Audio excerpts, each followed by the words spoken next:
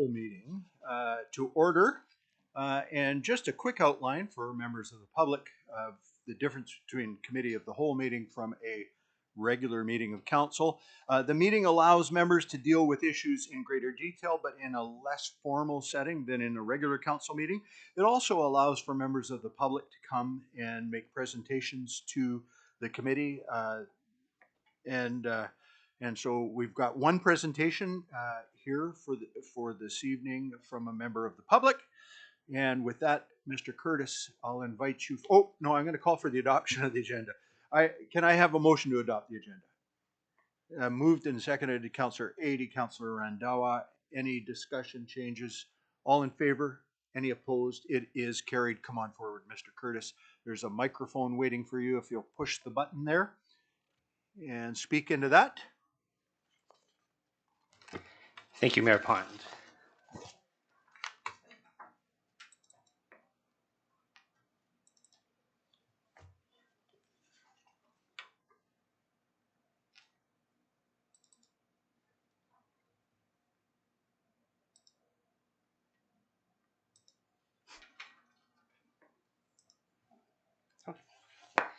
So thank you for listening to my presentation tonight. My name is Tom Curtis, and I'm here tonight as a resident of Prince Rupert and as a homeowner.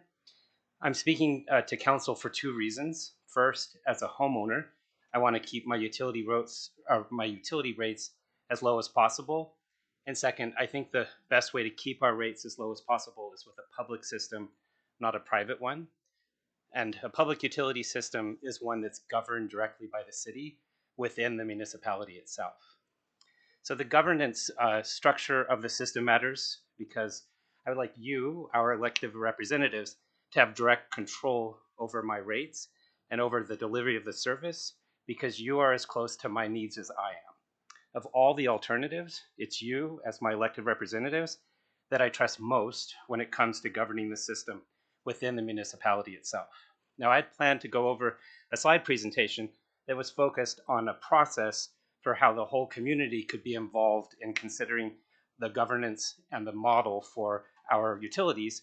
But after reading over the memorandum to council that will be presented later tonight, it seems that I may be a bit late for that. And so what I would like to do instead is focus on a couple of the questions that the memorandum asks, and then ask some of the questions that the memorandum raises. So there's two key questions in the memorandum. One asks, who will pay for it? And the second asks, who will run it? So first, who will pay for it? Well, the answer is that we will pay for it. Regardless of the structure or the model used, it's us, city residents, businesses, property owners, who will pay for our utilities. We pay for it.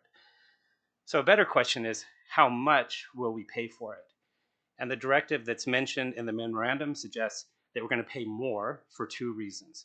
First, the plan will make the structure of the utilities more complex, adding a new layer in the form of a city-owned company to function as a service provider for the city. Second, the plan invites a private company into the equation. Unlike a municipality, which cannot make a profit, the job of a company is to make a profit. That profit will be paid for out of our pockets because we will pay for it. The new structure on its own does nothing to contain costs, but it will make it harder for residents and businesses to have a voice in how rates are set. Complex structures pull decision-making away from those affected most, and having an outside company run the system moves the decisions even farther, while also adding profit to the equation. Higher rates, less local control. The second question asked in the memorandum to council is, who will run it? Well, let me be honest with you about this question. I don't know. My guess is that very few residents or business owners in Prince Rupert know the ins and outs of running the utility system. But I would like to know more, which is why in the original PowerPoint, which is here, we included recommendations for a process of community engagement on the issue, including that alternatives be researched and considered, and that the public have a chance to learn about these alternatives together before a decision is reached. Now, on a side note, the one thing I really liked about this booklet that's on the slideshow here, which is what the original slide had focused on, is it doesn't say no or yes to privatizing utilities or keeping them public. Instead, it said, consider all the options and do so in a way that lets all of our voices in. So just like we're going to pay for it, we also know who's going to run it. That's because no matter what the structure or model used, in the end, it's the city and the city council who will be ultimately responsible for how the system is run. You're going to run it because you're responsible for how it's run. Local control and direct governance matter in this sense because the more layers added and the more complicated the structure, the harder it is to exercise responsibility. Making the system complex adds to cost, takes away local control. Again, a public utility system is one that's governed directly by a city within the municipality itself. City council governs the municipality and is responsible for outcomes. This is a good system, in my view, because you are the people that we elected as our leaders, and we trust you in this role, or at least I do. Keeping utilities directly in the municipality increases local control, and it's how we can ensure that we get the best service for the lowest prices. So we need to look at alternatives rather than creating a new structure for the utility system or privatizing it with a private company running at least one part of our system. And these alternatives can save us money and help keep the system controlled locally. So here are some questions that were raised by the memorandum.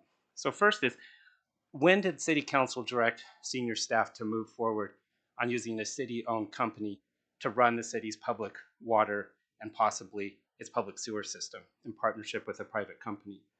Who was involved in the development of the city's plan to privatize our water and possibly sewer system, or at least partially privatize it? Is there a business plan? Can we see it? How much debt does the city plan to finance through a city-owned company? Now, the first rumor that I heard back on October 12th was $230 million. Is this true? Is this the scale of what we're looking at for the city-owned company to raise in terms of capital? What assurances do residents and businesses have that once a city-owned company is formed, they will not be sold? What are the alternatives? And have these been considered by City Council already? What can a municipality-controlled corporation do that a city public utility cannot do? And if the municipality-controlled corporation forms a partnership with a private company, then how will its profits be calculated and paid for? Will the municipality-controlled corporation be able to make a profit? If so, why? And finally, is the decision already made? Or is there still a process for the public to share its concerns and have input into how our public utility system is structured, run, and financed? So thank you for your time. I look forward to hearing your answers to these questions and to hearing more details about the city's privatization plans for our public water and sewer system. Thank you, Mr. Mayor. Thank you. Thank you, Mr. Curtis. Do members of, you've asked many questions, but I'm curious if members of council have any questions for you.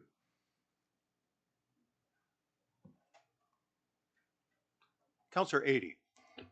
Not really in the form of questions. I think there's a lot to absorb in what you've put before us. I think that the questions are worthy of answers, and I would hope that as things unfold, you'll get those answers.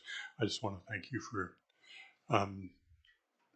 taking the step to advocate. I think that we're all stronger when people do that, so I appreciate that. Thank you, Councillor. I can answer one of your questions. I think what we'll do is we'll let city staff come and do the presentation, and then we can ask of them some of your questions. But no decision has been made at this point in time. We're very early in this process. And that's very good news. Thank you, Mr. Mayor Pop. Thank you. Is there, if there's, yes, Councillor Forster. Sorry, thanks. In hearing, Mr. Mayor, that no decision has been made, I'm wondering if we could understand why the full presentation isn't going to be given. His presentation. Yes, Mr. Mayor. I'm to you. Yeah, absolutely. If Mr. Curtis would like to give the slideshow, I'd be more than happy to entertain it. I would be happy to share it. I was just trying not to speak too long. I appreciate that, and you've done a great job. We generally try to limit this 5 minutes, but it's a big topic, and why don't you go as quickly as you can? I am a teacher, so I can go on for an hour. So should I just go through quickly? Yes, if you would, Okay. please. Okay. So let's just focus on asking the right questions. And the idea for this presentation was to suggest questions that you all could ask as you're going through the process of deciding whether or not a private-public partnership or the creation of a city-owned company is the best choice for our public utility system. And I just want to start this slide because here we are, right? I moved here just about 4.5 years ago from Dodging Geeds, and I love it here. And I bought a home here. And this is the first time where an issue like this has happened since I've owned a home. And all I think about are those 2 pipes coming into my home and how whatever decision we make, it's going to directly impact the value of my home, my investment here. And I'm here, right? So we're making this decision, and I'm not the only person who's here, right? We're all making this decision, and we trust you to do this decision in a way that's going to benefit our community. And I'd like to pay low rates, right? So that's what that slide was for. So I think we could get caught up in words. What is privatization? What is not privatization? I don't think that's the point. The question is like, what do you think is a good plan? What's a bad plan? And just calling it privatization doesn't necessarily make it bad, but it does help draw some distinctions. And so I think of it in first things, a public system is one that's wholly within the municipality, and it's governed within the municipality. I think government and governance is really important because within the municipality is different than a city-owned company. But there's like 2 parts to privatization. One would be partial privatization. So that's a P3 project, right? Public-private partnership. So a city will agree to a long-term contract with a company to design, build, and operate one part of its system. And then the fees and taxes that are paid by residents will provide revenue, and that will generate profits for the operator. So once a company will take control of one part of the system, it often, in many municipalities, will seek to take over other parts of the system. And for me, as someone who would prefer it stay public, that raises some alarm bells. May not for you, but for me, that raises alarm bells. Now, total privatization is a bit different, and that would be when a private company runs the whole thing. And now we have this question, is a municipality-controlled company a private company? Well, in a way it is. It's just a private company that's owned by a city, by a government. But the details really matter here. And if we're going to do something like this, the details really matter. Because if it results in an entity that's separate outside of the city and it's a step towards total privatization, that's a lot different than partial privatization. So a city sells the entire public utility system to a private company that controls the fees, financing, operation. Even if a city wholly or partially owns this company, it would no longer be a municipal system, and most oversight and other safeguards would be reduced or eliminated as a result of such an outcome. I would prefer to have you all, the folks that I trust as my elected representatives, be directly involved with that, especially for something as core as a municipality. Let's say I don't know where the $230 million came from. It was a rumor, so it could be totally not true. But my share of that is probably about $50,000 in debt, right? So that's attached to my home. In order to have the water and the sewer come out, which makes sense because if I were still living in Haida Gwaii, I'd spend about that much to get a well and to get a water system and a septic system. So the cost of privatization, so higher fees. So most municipal services are provided on a monopoly basis. This makes a lot of sense, right? We wouldn't want to have 5 companies with complete water and sewer pipes going into every home, and you would choose which of the 5 systems, and then everyone would have to, charge 5 times more because there are so many systems. So municipalities are formed to take advantage of the efficiencies that monopolies can provide. But if you own a monopoly, you can charge anything, unless it's a municipality, because you all can't charge anything because you wouldn't be in office for very long.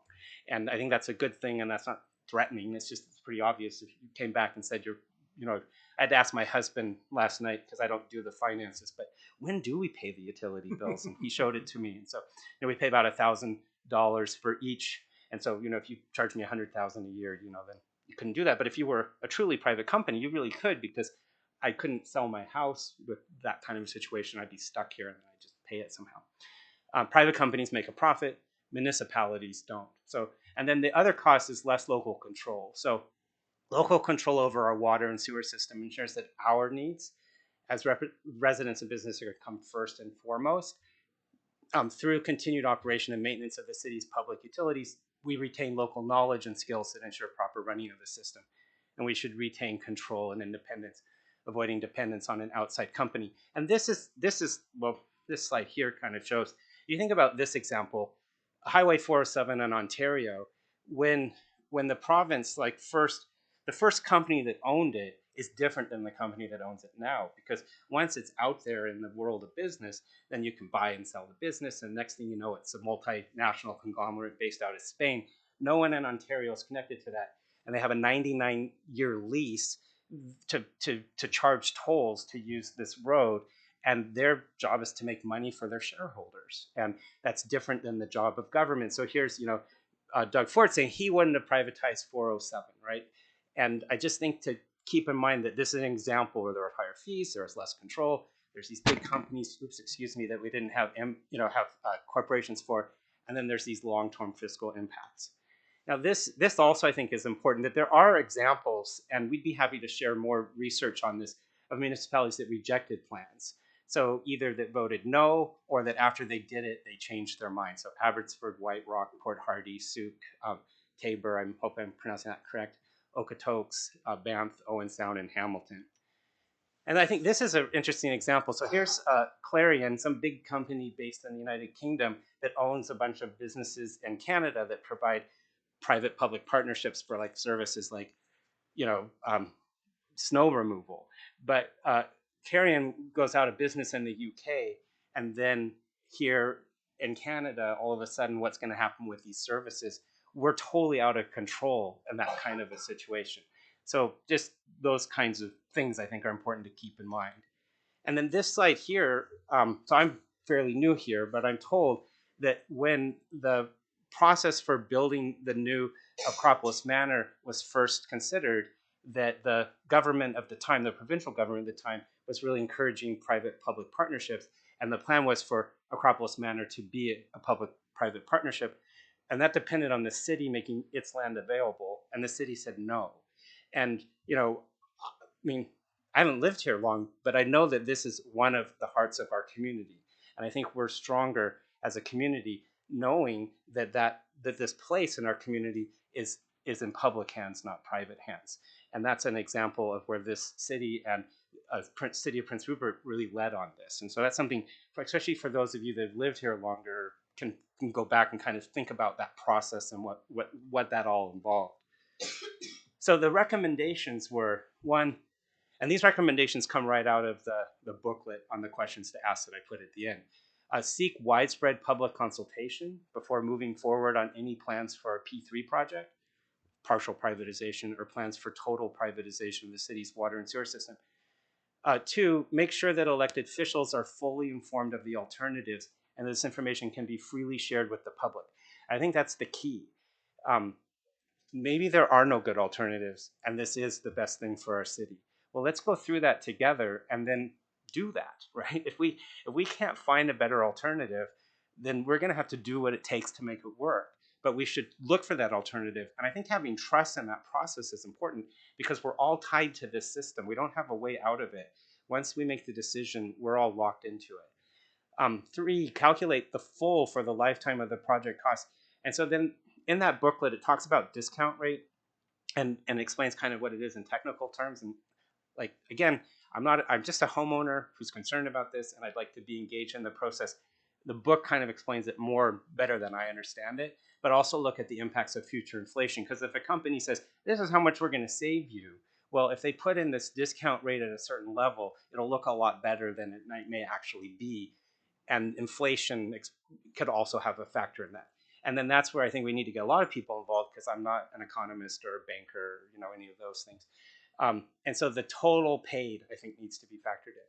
And then finally, ask the question, how would the project affect local businesses and local workers? And that's one nice thing that's nice to see in the memorandum is it looks like the city is already thinking about how this will impact local workers, but I don't think that should be the only lens. And I think the biggest lens should be how will this impact local property owners?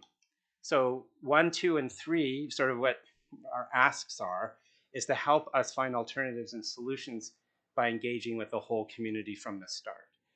Two, meet with us to learn more. Now, some of the folks that are in People for Public Infrastructure have reached out to some of you all, and it's understandable if A, you needed to learn more and it wasn't the right time to talk, didn't return the calls, or B, you're just really busy. You don't have to return every call that everyone makes. But we kept finding out that calls couldn't be returned now. And it'd be nice to start with these conversations either formally and informally, so it feels like it's something we can get engaged in together. So People for Public Infrastructure is open to meeting with people from all sides of the issue. When we had our first meeting, it was actually held at my house. Everyone was invited, and we had reached out specifically to some members of council. We also had some local politicians ask if they could come. They had to send their regrets in the end, and we were there to plan, to figure out a way to hold your feet to the fire. But you're always welcome to come and listen to us plan that. And we can just have a conversation, right? We don't have to agree on everything, but the more we can talk and connect, I think that's going to build trust, and I think that's what's key. And then you can visit our website, which is peopleforpublicinfrastructure.org, to download the booklet, Asking the Right Questions. And then here's the booklet. And what I like about this booklet is it doesn't say yes or no. It says, here's some of the questions. And reading through it, it has 30 or 40 questions. It's really helpful. We ordered 50 print copies, but they're also available online. So that's the whole presentation. Perfect. Thank you very much. Thanks for being speedy. Councillor Cunningham. Great presentation, Tom. Those 3 questions could apply to just about anything we do, not just the water.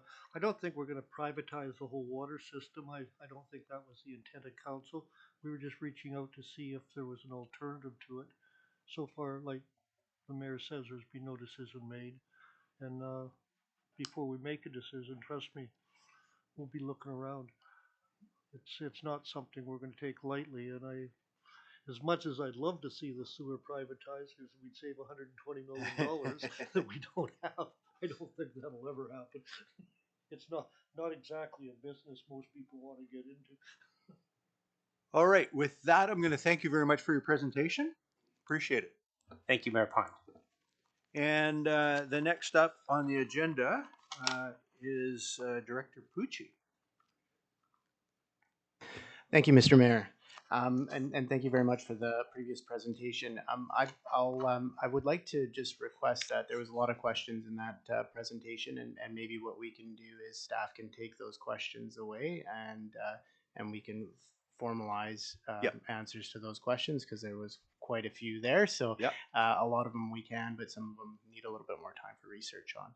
But thank you, and I'll give a little bit of a presentation on where we're at with our process, and if there's any questions, we can do that. Thank you. Yeah.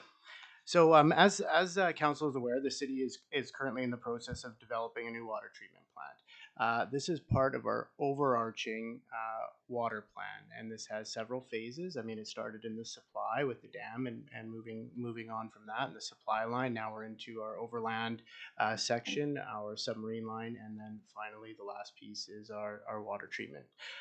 We are reviewing the design, build, operate, finance, maintain model once this facility is being built.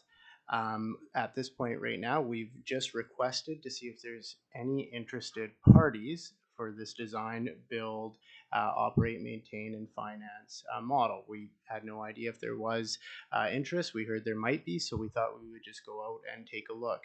At this point right now, and council was aware of that, and this point right now, we have not completed our review process, but there has been some interest. Council will be aware after we've done a full compliant look at the bids, and we can bring that forward for council review. So the city is proposing this because a lot of it has to do with operator capacity, and some of it has to do with financial concerns. So we know that there is a shortfall associated with the build of this project. The number for specific treatment is between today about $12 to $18 million. We think is the shortfall, but by the time we go in to build the facility, it may be more. But at this point right now, that's that range that we're looking at in a shortfall capacity. So when we talk about water system wide, including distribution, that $100 to $200 million range is likely a number, but that is for the entire water system, including distribution. The water treatment facility, as when we went out for this interest, is proposed for a municipal controlled corporation, and they that would be publicly owned. So that would be publicly owned through the city of Prince Rupert, and would be controlled by council. So council would be, and the city in general would have a larger share of whatever board is developed for that corporation. They would have the lion's share of the seats to make sure that everything associated with that corporation is in the city's best interest. This model, again, has full ownership for the facility, the raw water, and the treated water, because that is a commodity as well, the raw and treated water. So the ownership stays with all of that with the city. The municipally controlled plan, what that has is ownership of those assets, and the benefit of the ownership of those assets are all retained. So the sales and everything associated with that is retained with the city. What this process does, and we do have some business case scenario stuff provided to us by Colliers International, is it has early contractor involvement and collaboration between designers, constructors, operators, and the Northern Health Authority, just to bring best value for this whole process in all wrapped up into one. This treatment facility will be sophisticated, will be state of the art. Right now, our system is just chlorination, and that is, verging on non-compliance. So what we have to do is bring in a brand new system that has triple barrier, which is very sophisticated. It will leverage the private sector enterprise to supplement the city's resources and enable a successful project delivery. And at this time, we don't anticipate any conflict with the union because we've been very specific about the ties that we want to have with our QP union friends, and make sure that whatever we bring in and resources we bring in are QP friendly and involve their QP union agreement. And lastly, we hope that it supplements our resources at Public Works. As council and the community is likely aware, we have some pretty severe staff shortages. We are in our exempt and in our technically skilled positions, we are very lean right now. We've offered, I believe, between 7 and 10 positions in the last while, and we've only been successful in bringing one new body into Public Works. So we're at a real tough position, and the concern is that we develop a new state-of-the-art system and facility, and we're unable to operate it. And we need to ensure once it fires up and moves forward that it has consistent and continual operation, because these things can't be turned on and off. They have to be turned on, left on, and they have to have presence at all time for operations. And our concern is that if we're having these staff shortages and concerns now, that we could have them in the future. So having an operating company that is QP friendly and able to assist us means that we can always have some backfill capabilities associated with that facility. So again, I just want to stress that there is no decisions made. Just council does ultimately have the final decision here, and that we were the first step was always to go and see if there was actual interest in the market to see if there was interest there to support us. So that is really where we're at right now. The RFEI closed on Friday, and we have some bids. They have not been, or I would say they were not bids, they're just submissions, and we will be reviewing them over the next couple of weeks, and then be having a report to council on what that looks like moving forward. Thank you. Great, thank you. Dr. Buchan, do you have anything to add? Thank you, Your Worship. I think add by way of emphasis and an example. Director Pucci has identified the staffing as the major issue, and it is. I can tell council and share with the community that we've actually engaged recruiting firms over the last year to try to fill vacant positions in Public Works, unsuccessfully except for one position. This is not a small issue. It's not a small challenge. if we were to build a plant or if we were to have a plant designed and a plant built, which would be by a private interest, because we don't do that, we would have to be then faced with the challenge of operating. And if you don't have staff to operate and you don't have a pool of staff to draw from, or the ability to attract, you end up with basically a disaster on your hands, because you can't run the system. Not viable. So we're facing this reality, this new reality that is perhaps more continental or even global, with competing for resources, competing for staff resources and technically skilled people. This is very difficult. So we're looking at the prospect of saying, well, what happens if we have, we're successful in hiring a couple people, and then we're stuck in they move on because it's highly competitive out there, and they move on to another job because family reasons, whatever. There's multiple reasons for people to move on, and then we don't have staff to run the plant. That's an enormous public health risk to the community. So what's driving this interest in exploring this not privatization model, but this service model, I would say is a better description, is to be able to have some confidence that we have a pool within a broader service provider of technically qualified people to actually run the water treatment facility. So that is perhaps one of the biggest challenges that we're facing. And that's why we're exploring this at this point. The question was asked about business cases and a number of other very fine questions. It's very early on. We don't have proposals in.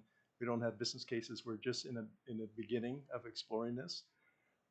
We will get to those points, and we will certainly lay out the pros and cons of alternatives during this process.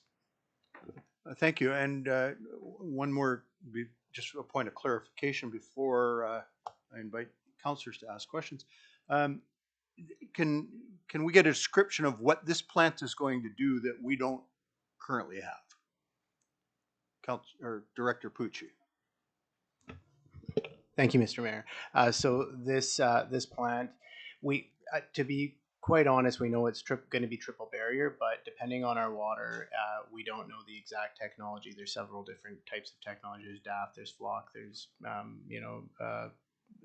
ultraviolet. There's all sorts of different things. There's a primary part that you do, which is likely screening or sand filtration. Then you go into the secondary part, which could be DAF, and which would separate. And then there's the clarification part that is ultraviolet. But that is part of the design build, is to take our water, which is different than every other water in the province, because we are on the coast. It's quite dark, as the community knows, and it's slightly acidic, and it's a above ground source, not a below ground source, so that is different. And then we have to tailor the treatment to our specific water, which is going to be a specific sophisticated process. And so we don't have the actual technology that we know yet down pat. I mean, it's all out there, but it's taking our water and doing some bench testing on it to see what exactly needs to be done to it. Great, thank you very much. Any other questions from members of council? Hearing none. Oh, Councillor Adey. I guess I would reinforce what I understand to be one of the major concerns, and that is around the point of public consultation and broader discussion of alternatives. So I guess I can ask it as a hypothetical. Let's suppose that you review the submissions, and out of that you come up with, well, this might be something we could look at. I guess I would want to know, what is the process that follows from that to actually getting there and making decisions, and where in that process does the public have a chance to give us some input? Mr. or Dr. Buchan or Director Pucci? Thank you, Mr. Mayor. We would be going through the RFEI, which is the submissions of interest, to make sure that they meet all the criteria. So we would weed out ones that don't, and then we would look to either bring that forward to council for next steps or go out to a proposal process, which still is non-binding. None of this is binding at this point, to flesh out more information.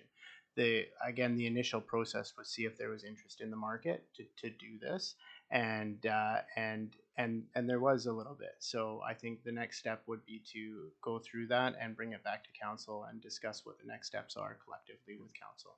And at that point in time, council can define what sort of public inputs and processes we want to pursue. All right, if there's no other matters, I will call for a motion to adjourn the committee of the whole. Councillor Adey, seconded by Councillor Cunningham. Any discussion? All in favor? Any opposed?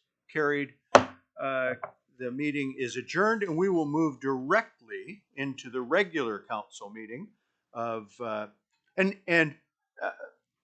members of the public. You're more than welcome to stay, but you won't hurt our feelings if you leave. All right, just so you're clear, this is your house. You can stay.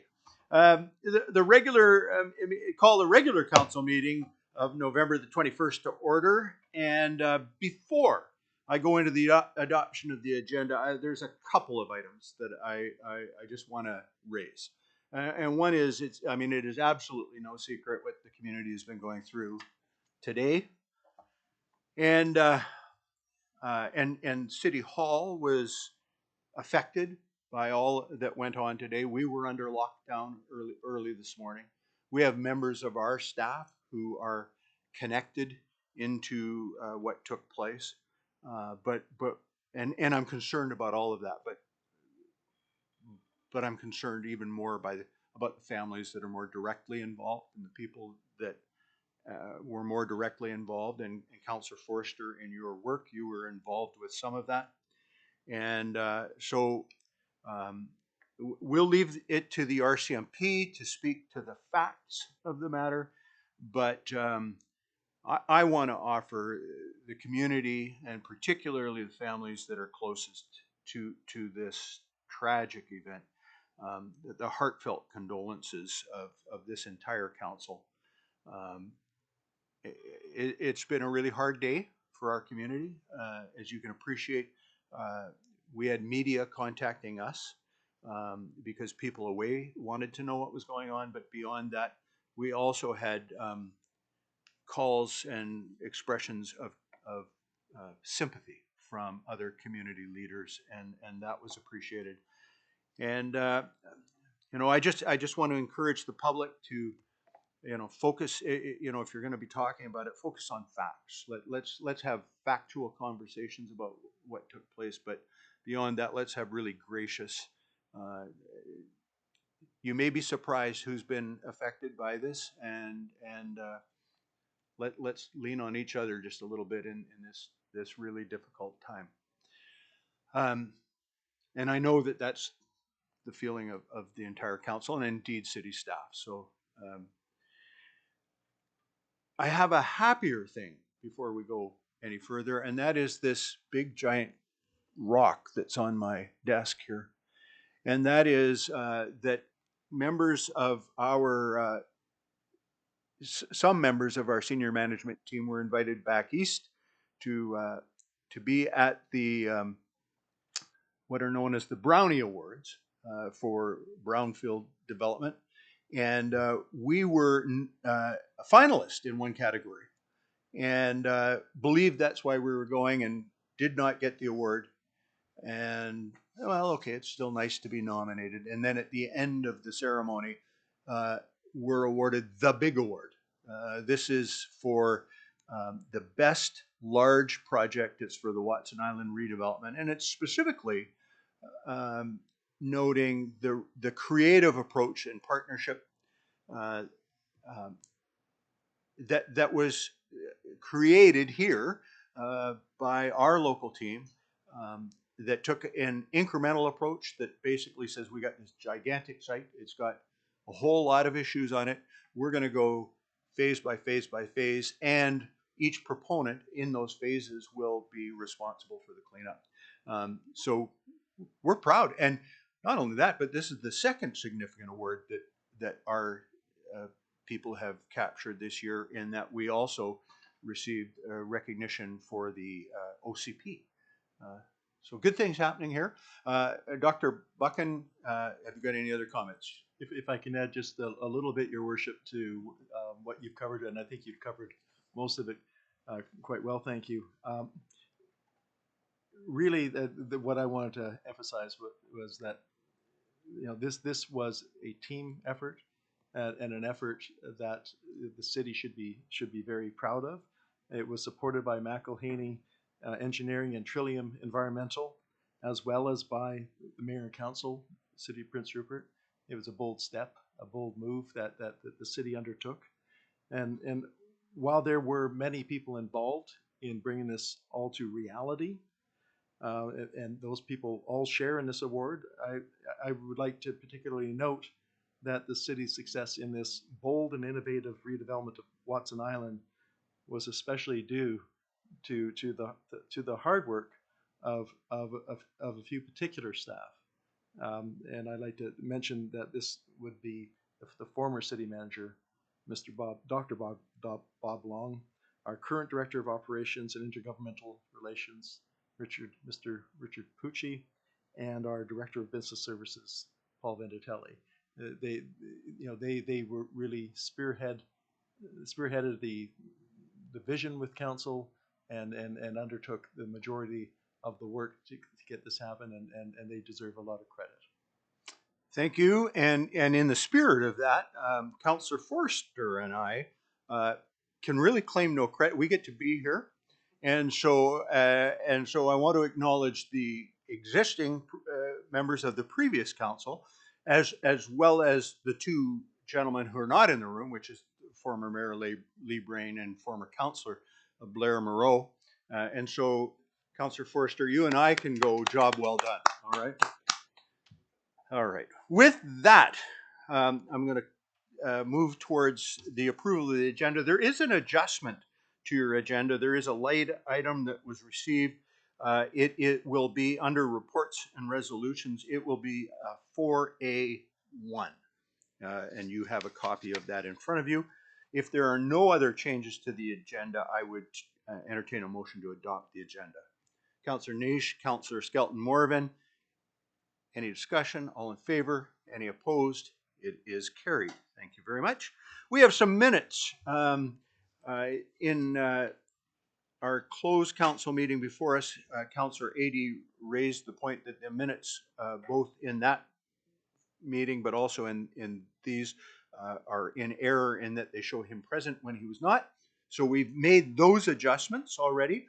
And with those adjustments, I would entertain a motion to adopt the minutes of the special council meeting of October 24th. Any opposed? Or sorry, I've got to move to Councillor Adey, seconded Councillor Cunningham. All in favor? Any opposed? Carried. And then there's the minutes of the regular meeting of October the 24th. That those be adopted. Councillor Nish, Councillor Skelton-Morven. Any discussion? All in favor? Any opposed? Carried. And finally, the minutes of the Committee of the Whole of October the 24th, that those be adopted. Councillor Nish, Councillor Skelton-Morven. Any discussion? All in favor? Any opposed? Carried. So now we move on to item number 4A1. It's a request for support from Tourism Prince Rupert, and I believe we have Manager Stewart coming to speak to us.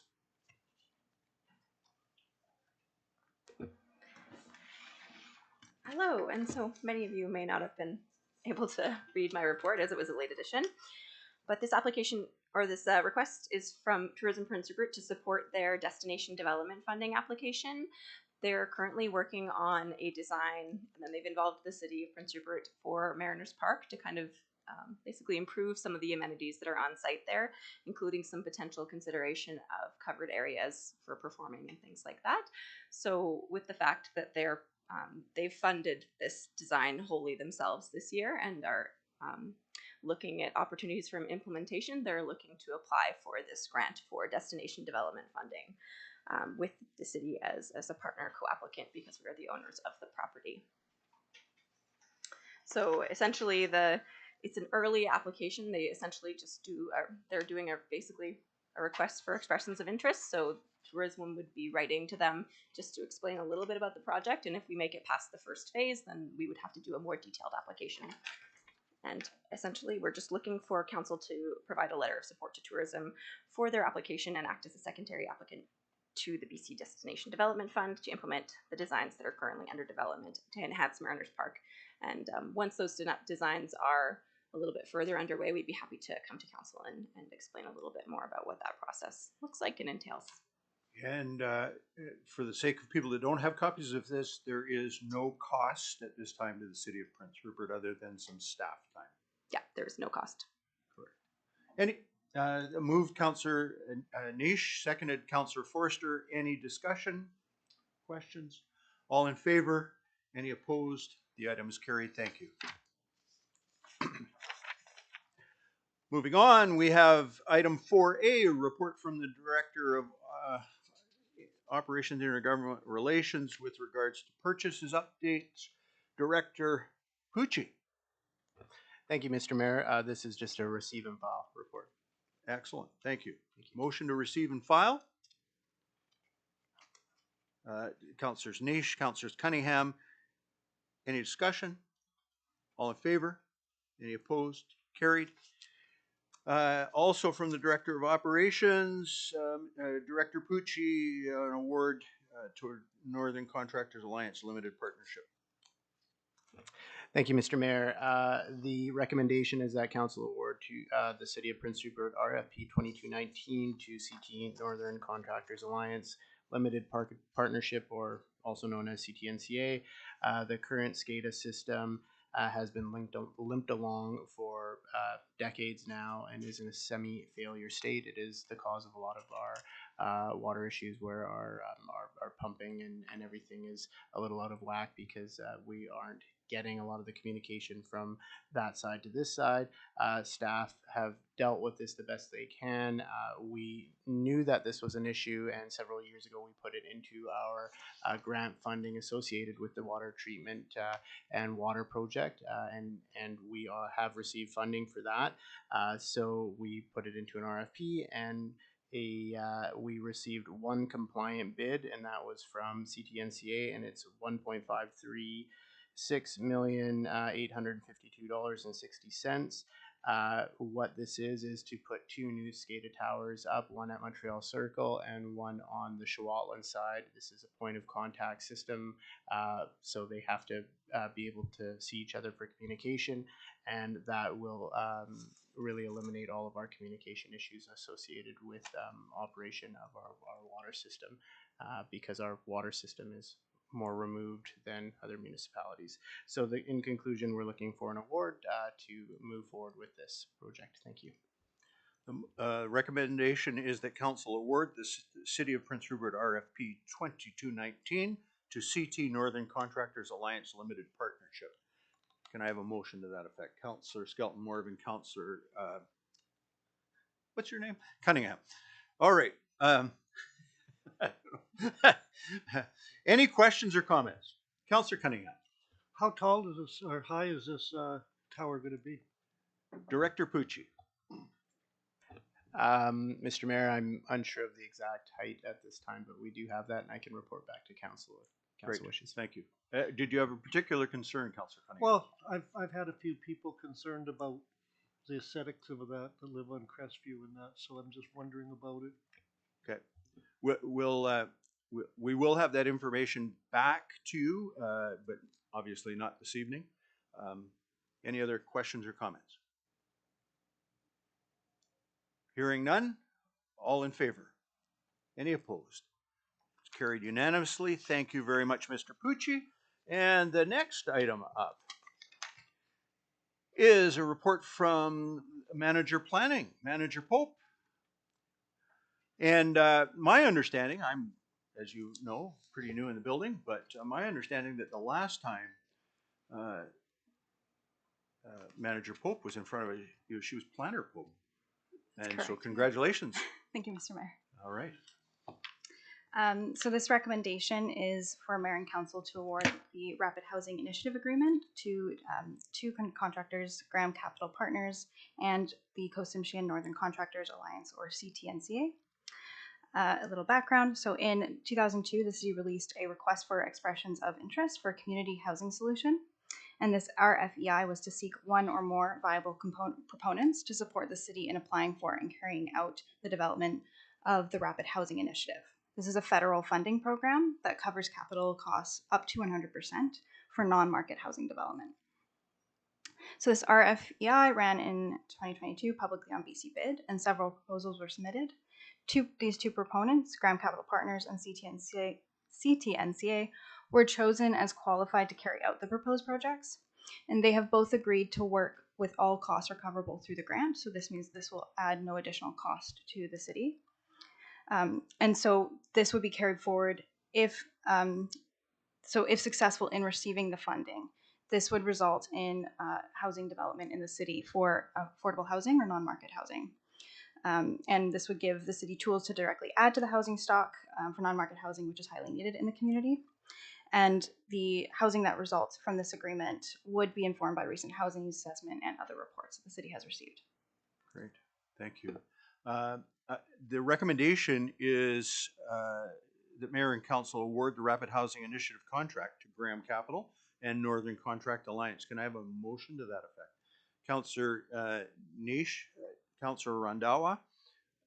Any questions or concerns? Councillor Cunningham. Is this going to include a look at senior housing? I know you're saying affordable housing, but there's a lot of seniors that can't afford housing right now.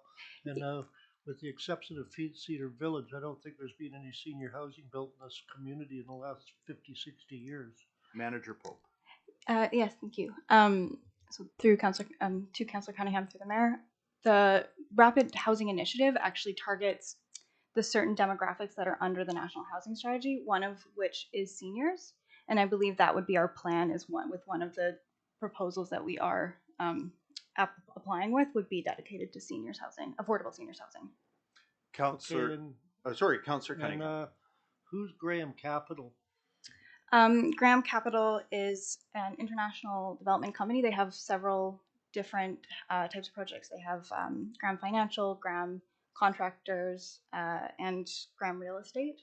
And so the Graham Capital Corporation that we would be awarding the contract to is a collection of these that would be able to carry out the application for the funding, and if successful, carry out the development of the project itself. And Councillor Cunningham. You said you had several proposals. Is this the lowest, highest, mid? What was it? Manager Pope. Yeah. So so these two contractors were the top two that we identified. There were 3 proposals overall, and we will be applying for several projects. So we thought in terms of how much work there is in the time period, we would be doing one project per different contractor that we'd be awarding the contract to. Okay. Thank you. Councillor Adey. Councillor Cunningham, the Mayor actually asked most of the question I had, but in the context of what you just said, I assume then that there are 2 or 3 other proponents who have expressed interest. Are you saying that there are other projects in the pipe that they're likely to be able to take? And just as a secondary question, I'm interested in the criteria for how a decision is made to pick one proponent over another on a project like this. Manager Pope. Thank you to Councillor Adey through the Mayor. So there's several, we want to build or apply for several options for developing the housing. We do not know if any or all of them could be successful. However, because of those options, we thought that it may make sense to offer contract to 2 of the proposals, because the amount of work that goes into preparing a submission for one would be enough for one contractor, if that makes sense. So the both agreements to each contractor would result in a number of proposals that go towards this funding, in hopes that we get at least one. Dr. Buchan. Sorry, I'm just going to go to Dr. Buchan and then back to you, Councillor. Thank you, Your Worship. I just wanted to add, and the two selected proponents have shown an ability to deliver on a project like this. Okay, thank you. Councillor Adie. Okay, super. It's been moved and seconded. All in favor? Any opposed? Carried. Thank you very much. The next item up is a report from the planner, development activity report for October. Did you want to come speak to that, or Dr. Buchan? This is a receive and file report. It's for information. Excellent. Thank you very much. Motion to receive and file. Councillors Cunningham and Niche. Any discussion? Councillor Cunningham. As I had a communication problem and couldn't phone in on October 25th meeting, the ZBLA 2207 zoning bylaw amendment to remove parking requirements for in a specific area. Could you explain that specific area to me?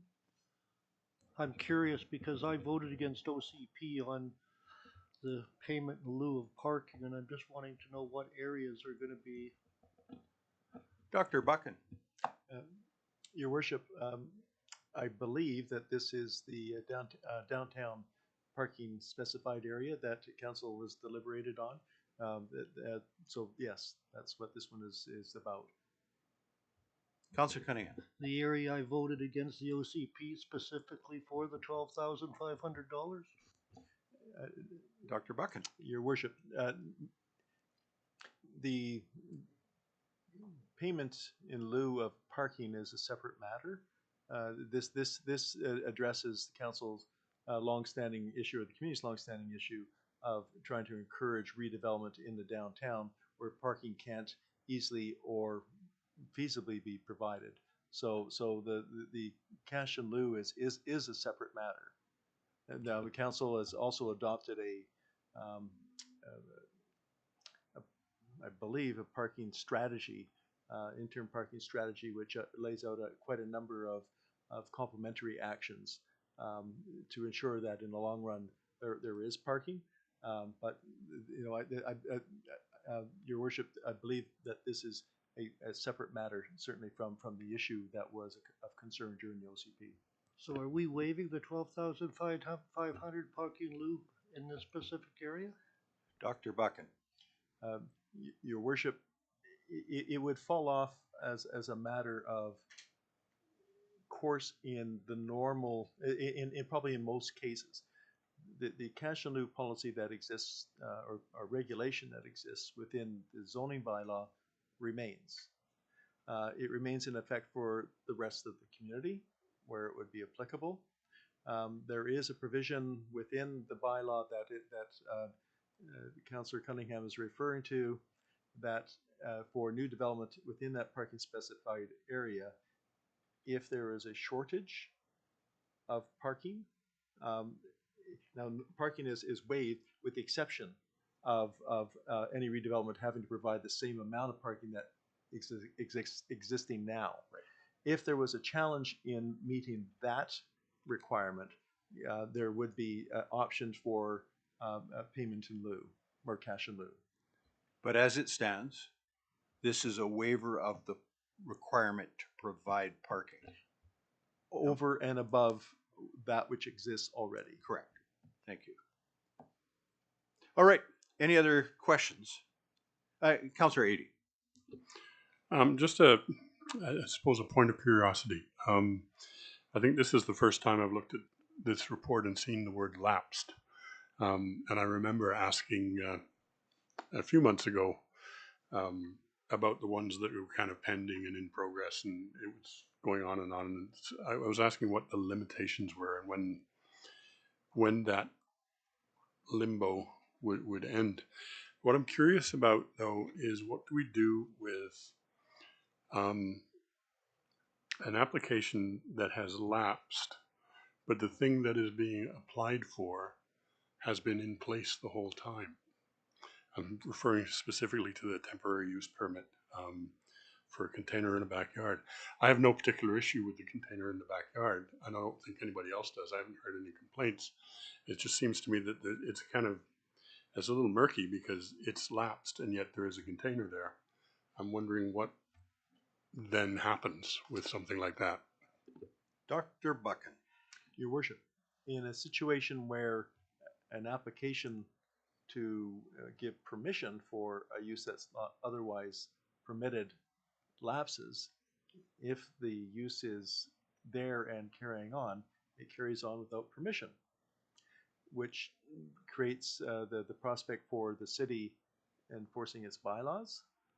It typically does that on complaint, responding to public complaints, or direction of council to pursue and enforce. So the option of enforcement is on the table, but there's been no decision at this point to take that action. Thank you. Any other questions? All right. Entertain a motion to receive. This is a receive and file, right? Yes, receive and file. Councillor Randhawa, Councillor Adie, all in favor? Any opposed? Carried. All right, we now move on to report from Chief Financial Officer, Deputy City Manager, re the 2002 Financial Variance Report, Director Bombin. This is also a receive and file Yep. report. I can. You don't need to speak to it if. It's fine. Go ahead. Okay. Why don't you give us a quick overview? All right. So this is the September variance. The operating revenues and expenses are currently on target and in line with expectations to the end of September. Utility funds are on track except for the water utility. Expenses are higher due to the consistent water breaks and the overtime required. Capital and special projects will be finishing up for the year, with incomplete portions being rolled over into 2023. Costs reported will continue to grow as invoices are received. As the community is aware, the McBride water repair was completed in October. We wanted to communicate that it is our expectation that the repair costs will exceed budget by approximately 15%, in part due to the high cost of aggregates and the additional engineering and geotechnical work necessary given the road is a highway. And that concludes my report. Perfect. Entertain a motion to receive and file. Councillor Cunningham, Councillor Skelton Morven, any questions? Councillor Cunningham. Okay, thank you. Anybody else? All in favor?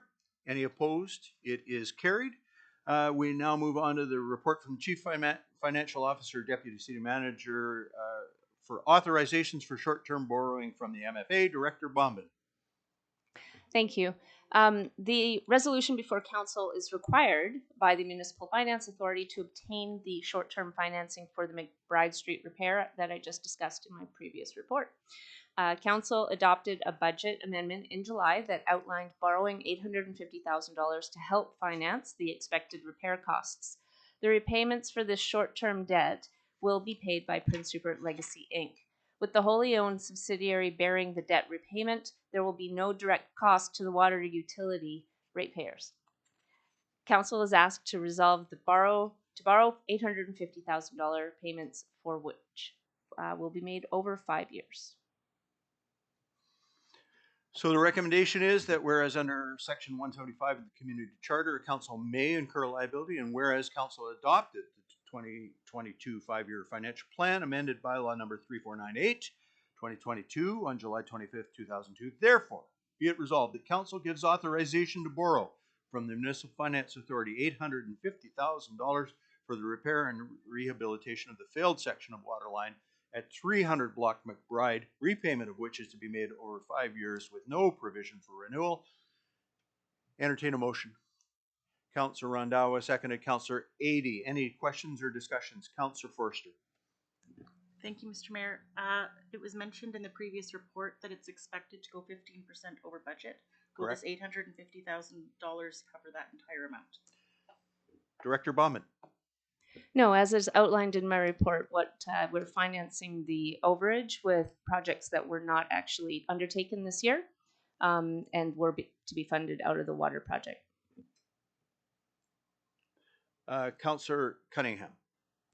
Do we have the final figure for McBride? Director Baumann. It was expected to be about $1 million. That's what our budget amendment was, and I'm saying that it's expected to be approximately 15% higher. So 1.15 million. Any other questions or comments? All in favor of the resolution? Any opposed? It is carried. Director Miller, committee appointments. I can just read through them if you want. All right. I'll be filling in some names here. I've had the opportunity since this agenda was presented to meet with every member of council. That process was not complete when the agenda went out. So the recommendation is, and it's a lengthy one, that council resolve to make committee appointments as follows. That council make appointment to the Prince Rupert Airport Authority, Councillor Niche. And that councillor make appointment to the Prince Rupert Library Board, Councillor Forster. I am striking from the recommendation the Civic Awards and Recognition Working Group, and suggesting that when that need arises, all of council can perform that function together. I do not believe it's been a very active function. So then continuing on, and that council makes appointments to the Performing Arts Center, Councillor 80, and that councillor discontinue appointments to the Recreation Commission and rescind the City of Prince Rupert Recreation Commission bylaw number 3342, 2014. Again, in talking to two of the councillors who have been directly involved, and asking just broadly and generally, has that committee fulfilled a function? It is a bylaw function, and so we would need to rescind that bylaw. It has not been fulfilling a function. It is my recommendation, quite apart from what I'm speaking to today, that staff under the Recreation Department have a users advisory committee, and they can meet that need, I think, in a more practical way. Anyway, continuing along, and that council make appointments to the Healthy Communities Committee, Councillor 80, and that councillor make appointments to the Board of Tourism Prince Rupert, Councillor Randawa, and that councillor make appointments to the NDIT, which is Northern Development Initiative Trust, Northwest Regional Advisory Committee, Councillor Skelton Morvan, and that councillor make appointments to the BC Ferry Central Advisory Committee, Councillor Cunningham. Do I have a mover for that motion, for that long motion? Sorry? Did you forget the Leicester Center? Did I skip the Leicester Center? I did. Oh no, I said it's called the Performing Arts Center is in this particular resolution, but you could substitute Leicester Center of the Arts. Councillor Director Miller. Thank you, Mr. Mayor. It's referred to as the Performing Arts Center in the resolutions, as that's what the society name is. Right. Although the building is referred to as the Leicester Center. Okay. So, and I did include that as I read it up. Do I have a mover? Councillor 80. Is there a seconder? Councillor Niche. Any discussion? Councillor Cunningham. Recreation Commission. I don't think we should repeal that bylaw until we know what we're going to do with an advisory committee. I sat on that commission for 4 years when it was first formed, and it was very functional with Mayor Lee Brain, myself, and Councillor Randawa on it. We had many groups come before that and work with the rec staff as well as the staff that was appointed. And we resolved a lot of problems that didn't have to get out to the community in that. Okay, and before you continue, are you moving an amendment to strike rescinding the commission? Yes, I am. All right, is there a seconder to the amendment? All right, Councillor Forster, any discussion? Sorry, I'm just going to continue your discussion on the amendment. No, I just think that it can be functional. It just has to be maybe revamped a little bit or something like that. We went through COVID. Obviously, 2-3 years of that committee in the last 4 wasn't functional because there was nothing to function. Right. And, with the Civic Center going through some of the problems it had in that, there are problems in the community. The community center, as per se, with other activities in that, is the 3rd largest line in our budget, I believe. And it's also one facility that's used by just about everyone in this community. And I really think that we have to show that we focus on that and it's important to us. And by not having advisory committees ready to take over before we repeal and something Okay. gets lost in the transition, I would really like to see this not repealed until we know what we're gonna do with it. Fair That's enough. all. I'm not saying we don't repeal it. I'm just saying, let's leave it on the shelf until we know what we're gonna do. Well put. Is there an opposing point of view? Councillor Niche. Well, being chair of the Recreation Commission, the idea behind the commission is to help with policy, but as Councillor Cunningham referred to, it basically turned into a place for people to go and complain. And it really served very little purpose in that sense. So I really think that probably the best way to deal with this would be, in this advisory committee, I do feel that it wouldn't hurt to have a council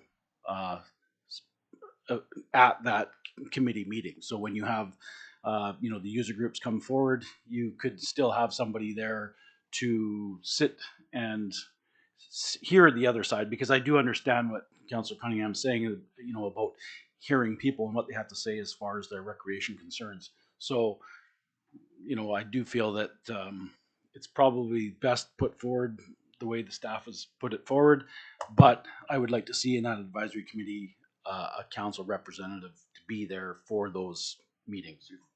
Councillor Randawa. Thank you, Mr. Mayor. Yeah, I'm part of that commission for last 8 years. I think it was working very functional, very good. And until the COVID hit, so we missed some meetings. But last month, all of us were talking about approachable, inclusive, transparent, and approachable, right? So by repealing this, I think we are going other way now. So I think we should keep on inclusive people and council so we can know what's their concerns are. I think we should keep it. Okay, I think we've had Councillor Cunningham, and then I'm gonna. Getting back to one of the points Mr. Curtis made in his presentation about input and that, policies decided by the community, whether it's positive or negative feedback. That's how policies decided. Yep. We listen to the people in the community, whether it's negative or positive, and then we come up with a policy from that input. And I think whether, I don't care if it's, people complaining about something or not. That's how you decide policy, because you see the overall picture. We're here to serve the community. If the community has a problem with one of our services, we got to know about it. And I think whether it's an advisory committee or that, but I'm just saying that I don't want to see this repealed until we set up something else. Okay, all in favor of the amendment, which would be that we just strike this particular sentence from the current resolution, and all in favor? Any opposed? It is carried with Councillor Niche in opposition. All right, with that, we're back to the main resolution that's in front of you with all of those appointments. Any other discussion? Councillor Skelton-Moore. Thank you, Mr. Mayor. I am just curious if we still have a position for the Small Business Advisory Council, if that is still available. We'll be looking at some other appointments yet. These were the ones that staff that have been able to go. Okay. Yeah. Just in regards to the Northern Development Initiative Trust, I am working on some projects in the community that would put me in conflict, so I would prefer to not sit as a board member. You from that. Is there a councillor that has an interest in that? We could either strike the whole thing and we can come back to Northern the RAC, the Northern Development Initiative Trust Regional Advisory Committee. Is there a councillor that has an interest in that? I can circle back to you. Councillor Randawa, you're interested in serving on that? Yeah, if nobody else wants, I can do that. Great. Councillor Cunningham. in the last 8 years, we've always had an alternate if somebody couldn't go to one of these. Correct. And, you know, like I know with the regional district, it was a good idea that we're all alternates. But, Correct. you know, sometimes specifically, you know, I can phone up Reed, Councillor Skelton Morvan, Councillor Nish, or Forrester, or Yeah. specifically because I know. And, you know, I know we can all attend meetings. One of the things about some of these authorities and that is the meetings, people think they're almost in secret because they never hear about them. And the public is invited to any of these meetings. It's just that I think we have to do a better job from a transparency point of view of letting people know about these meetings. So if they do want to attend them, they can, rather than just sit back and say, well, I didn't know about it and I had something to say. Yeah. So I really think it's important from a council point of view that we get this out, that people can attend these meetings and when they are. Yeah, fair enough. And that's true for most of them, probably not all of them. I don't think the Regional Advisory Committee would be, but anyway, fair comment. With council's permission, I'm going to amend this to strike Councillor Skelton Morvan from that NDIT committee and replace with Councillor Randhawa. Can I have a mover for that amendment? Councillor Skelton Morvan, Councillor Forrester, all in favor of the amendment? Any opposed? Carried. All right. Now back to the main motion.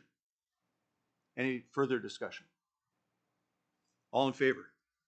Any opposed? It is carried. Thank you very much. Moving on to the report from the Corporate Administrator regarding the Cane Trails Society request for support. Director Miller. Thank you, Mr. Mayor. The City of Prince Rupert has received a request for support from the Cane Trail Society. The request outlines that the Prince Rupert Port Authority has requested the Society show additional community support for the first phase of the Cloudberry Trail project. Mr. Sean Carlson of the Society provided some additional background information that is included in your report. There is also a map included in the report of the proposed area. So what we're looking for tonight is that council direct staff to provide a letter of support to Cane Trails for their Cloudberry Trail project. Can I have a motion to that effect? Councillor Randhawa and 80, all in favor? Or sorry, I skipped a step. I'm really trying to race through. Any comments or questions? All in favor? Any opposed? Carried. All right. Director Miller on Tourism Prince Rupert. Thank you, Mr. Mayor. Tourism Prince Rupert has applied to NDIT, which is the Northern Development Initiative Trust, to support the development of new visitor merchandise such as apparel, pins, totes, etc. Additional information was provided in your package. There is no cost to the city in their support of this application, and we're looking for a resolution tonight of council to support this application. I'll entertain a motion to support Councillor Skelton Morvan, Councillor Nish. Any discussions or questions? All in favor? Any opposed? It is carried. And a report from the Corporate Administrator regarding signing authority. Thank you, Mr. Mayor. This report is essentially to remove the previous mayor, Mayor Lee Brain, and of course replacing it with yourself, Mayor Pond, so that we can continue to issue checks and pay people for their services.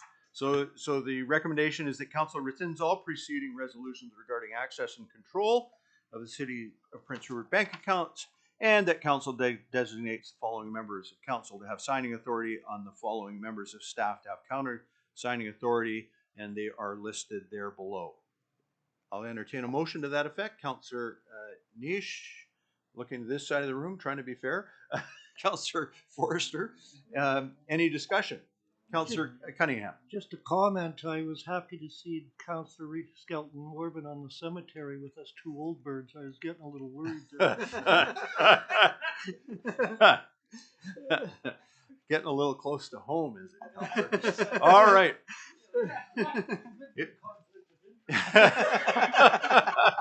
If there are no further catty comments, I'll call the question. All in favor? Any opposed? It is carried.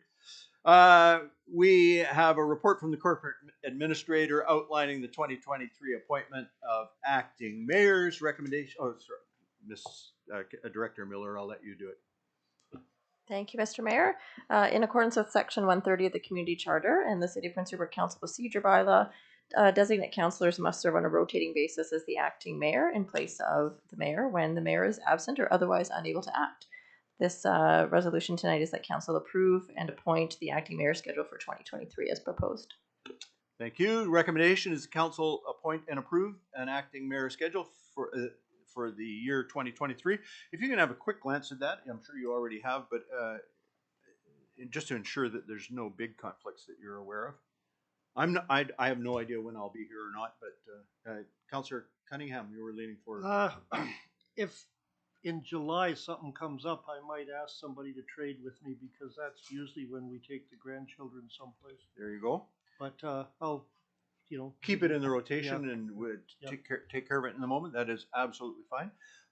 Can I have a mover? The Councillors Niche and going this way, Councillor Adey, all in favor? Any opposed? It is carried. Thank you very much. And finally, the council meeting schedule, Director Miller. Thank you, Mr. Mayor. This attached is the Council 2023 schedule. Pursuant to Section 127 and 94 of the Community Charter, we must publish the meeting schedule of the regular council meetings. Of note, this is essentially the same schedule as it was last year with one minor change. Previously, when there was a statutory holiday on a council meeting Monday, we would move the meeting to the following week. In accordance with the bylaw, we will be moving the meeting to the following day. So if a council meeting, say, is scheduled for Thanksgiving Monday, it will be on the Tuesday of that week. Thank you. I entertain a motion. Councillor Randhawa, Councillor Cunningham. Any discussion? All in favor? Any opposed? It is carried. Thank you very much. On to bylaws. Item number 5A, City of Prince Rupert Council Procedure Bylaw, number 5308/2022. Director Miller. Thank you, Mr. Mayor. The recommendation tonight is that council give first, second, and third reading to the City of Prince Rupert Council Procedure Bylaw 3508/2022. The existing council procedure bylaw with amendments was originally created in 2005 with subsequent amendments in 2013 and 18. In order to ensure procedural accuracy, we felt it necessary to update the bylaw to reflect up-to-date procedures and processes to ensure all council meetings meet the requirements set out in the community charter. Specifically, this we are looking to repeal the previous ones and bring this new bylaw in, which speaks specifically to the addition of a consent agenda, which adds clearer definitions for the agenda timelines, clearer definitions for the process for the committee of the whole, which would include presently there is a section in the bylaw that refers to 7-day notice to the corporate administrator for delegations. There is no contemplation of speaking to matters on the regular agenda. This particular bylaw does speak to that, and it does allow a section in the regular meetings for community members to speak to items specifically on the agenda. There is also still the ability to come as a delegation with a 7-day notice to the corporate administrator. Thank you very much. I'll entertain a motion. Councillor Cunningham, second. Councillor Forster, any discussion?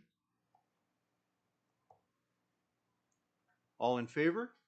Any opposed? It is carried. Thank you very much.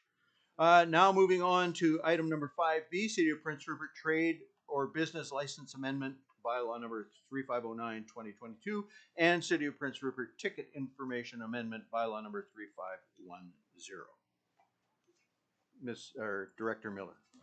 Thank you, Mr. Mayor. In June of 2022, Council passed the Business Regulation and Licensing Bylaw. The amendments are required to both the Ticket Information Bylaw and the Trade and Licensing Bylaw in order to bring all three bylaws in line for enforcement purposes. The Business Regulation and Licensing Bylaw was created in an effort to protect the health and safety of resident tenants in Prince Rupert through three mechanisms and relies on the development of business licenses for landlords renting out units for multifamily dwellings.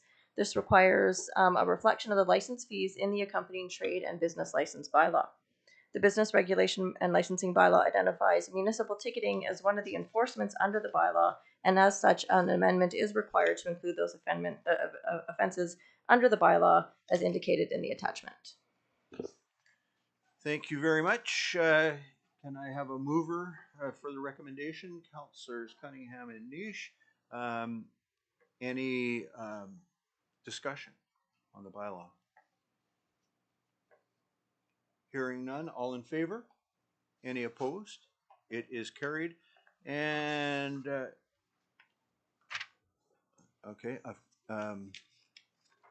do we need to do the other one separately, or did that cover them both? That covered them both. Perfect. We're moving on then to questions and inquiries from council, correct? Am I done? No. Yes. Correct. Councilor, okay. Questions, inquiries from council. Sorry, I got into the minutes somehow of the previous meeting, which was absolutely confusing me. Councilor Randhawa. Thank you, Mr. Mayor. Yeah, we have a few people asking some questions about the Second Avenue, that project going on, the timeline, if staff can provide them. Yeah. And also on McBride, we put some posts. Yep. There, the people asking what's the reason behind that. Okay. So I'm not quite sure, Dr. Buck, and I'm going to aim it to, you want to go to Director Pucci? All right. Director Pucci, the two issues in question are the project on 2nd Avenue and the posts, the mystery posts that everybody's guessing on Facebook. Yes. Thank you, Mr. Mayor. So I'll start with the posts. So the posts are steel bollards that were put into the curb line along McBride. They were the cheapest option associated with ensuring that we will not have any extra weight on that sidewalk. That sidewalk is a cantilevered sidewalk, is very old. Underneath that is a stacked rock retaining wall that has only been approved to stay in place to have pedestrian lightweight on it. So to ensure that, to get the sign off from the structural engineer, we had to put something in place. There's a couple different options. That option was the cheapest. Another option was a full retaining wall along the sidewalk, and there was other options, but that was the cheapest option. At some point in the future, we will be likely doing a whole corridor analysis and redoing the corridor through that section in the future. So I'm not spending a ton of money there to just pull it out when we do a new corridor through there is probably the best bet. Thank you. Thank you. And the 2nd Avenue works. Yeah. Thank you, Mr. Mayor. So the 2nd Avenue is definitely over schedule.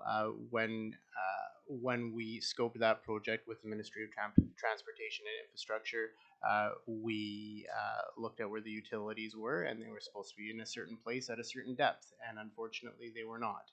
So when we started going into that project, we had to move some utilities with the utility providers. So that took the extra time.